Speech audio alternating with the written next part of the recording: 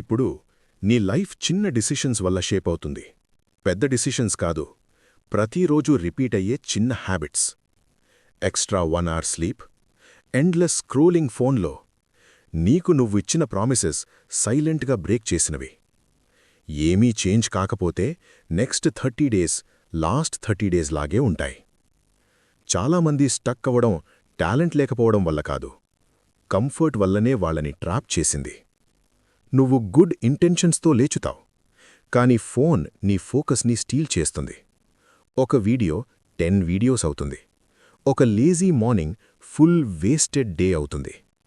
నువ్వు చెప్తావు, రేపటి నుండి స్టార్ట్ చేస్తా, రేపు ఎర్లీగా లేచుతావని, రేపు హార్డర్గా ట్రైన్ చేస్తావని, రేపు నీ గోల్స్ని సీరియస్గా తీసుకుంటావని. కానీ రేపు మూవ్ అవుతూనే ఉంటుంది. మెల్లగా వీక్స్ మంత్స్గా మారిపోతాయి, మంత్స్ ఇయర్స్గా మారిపోతాయి. మరి నువ్వు అవ్వాల్సిన పర్సన్ స్ట్రేంజర్ లాగా ఉంటాడు. ఒక స్టేజ్లో బ్రూటల్ ట్రూత్ ఫేస్ చెయ్యాలి. నీ లైఫ్ ఫిక్స్ చేయడానికి ఎవ్వరూ రారు.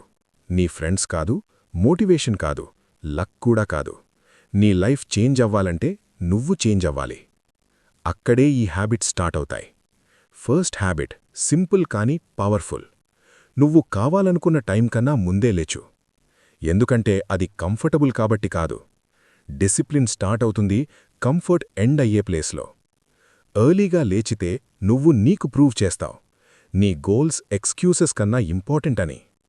సెకండ్ హ్యాబిట్, ప్రతిరోజూ బాడీ మూవ్ చెయ్యాలి. Strength training, running, push-ups, anything. నీ బాడీ మూవ్ అవ్వడానికి క్రియేట్ అయింది. బాడీ స్ట్రాంగ్ అయితే మైండ్ కూడా స్ట్రాంగ్ అవుతుంది. థర్డ్ హ్యాబిట్, నీ అటెన్షన్ని కంట్రోల్ చేయడం. ఫోన్ నీ లైఫ్ని కంట్రోల్ చేయకూడదు. నాయిస్ని లిమిట్ చేయి, డిస్ట్రాక్షన్స్ని రెడ్యూస్ చేయి. నీ రీక్లెయిమ్ చేసిన ప్రతి అవర్ ఇన్వెస్ట్మెంట్, నువ్వు అవుతున్న పర్సన్ కోసం. Fourth habit, daily learning. Read చేయి, స్టడీ చేయి, స్కిల్స్ ఇంప్రూవ్ చేయి.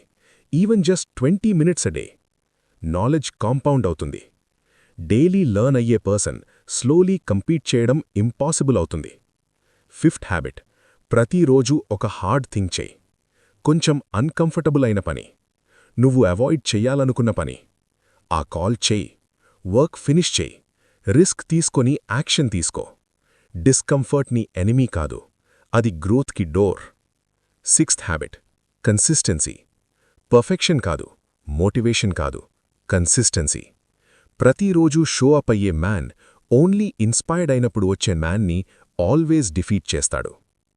ఇప్పుడు ఈ వర్జన్ని ఇమాజిన్ చేయి. నువ్వు ఎర్లీగా లేచుతావు, నువ్వు బాడీ ట్రైన్ చేస్తావు, నువ్వు నీ టైం కంట్రోల్ చేస్తావు, నువ్వు మైండ్ బిల్డ్ చేస్తావు, నువ్వు డిస్కంఫర్ట్ అటాక్ చేస్తావు. ఈ ప్రాసెస్ని 30 days రిపీట్ చేస్తావు. 30 days చాలా షార్ట్ అనిపించచ్చు, కానీ డిసిప్లిన్ ఫాస్ట్గా కాంపౌండ్ అవుతుంది.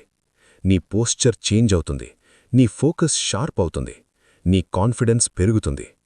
అప్పుడు చుట్టూ ఉన్నవాళ్లు డిఫరెన్స్ నోటీస్ చేస్తారు. నువ్వు చెప్పినప్పుడు కాదు, వాళ్లకి కనిపించడం వల్ల. ట్రూత్ సింపుల్, లైఫ్ చేంజ్ అవడానికి 1 year అవసరం లేదు, ఒక డిసిషన్ చాలు. ఈరోజు లాస్ట్ డే అని డిసిషన్, ఆటోపైలట్ లైఫ్కి ఎండ్. 30 days తర్వాత నువ్వు సేమ్ పర్సన్గా ఉండొచ్చు, లేదా కంప్లీట్లీ అన్రెకగ్నైజబుల్ అవ్వచ్చు. చాయిస్ ఇప్పుడే డిసైడ్ అవుతుంది. నువ్వు నెక్స్ట్ ఏమి చేస్తావో దాన్ని బట్టి.